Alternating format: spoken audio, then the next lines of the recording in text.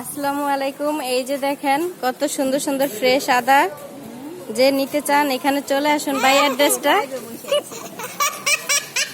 এই যে ভাই ভাই আপনার নামটা কি বুঝছেন?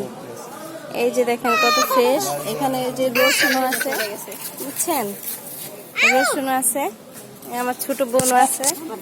ভাই আপনার নাম কি? কামরুজ্জামান ভাই। এই যে 30 টাকা করে রসুন দেখছেন? 3 কেজি 100। আর এইটা হইলো আদা, হইলো কত? আদা জানি কত ভাইয়া? আদা 70 টাকা ফ্রেশ আদা, মানে 1 বছরও ঘরে রেখে দিতে পারবেন।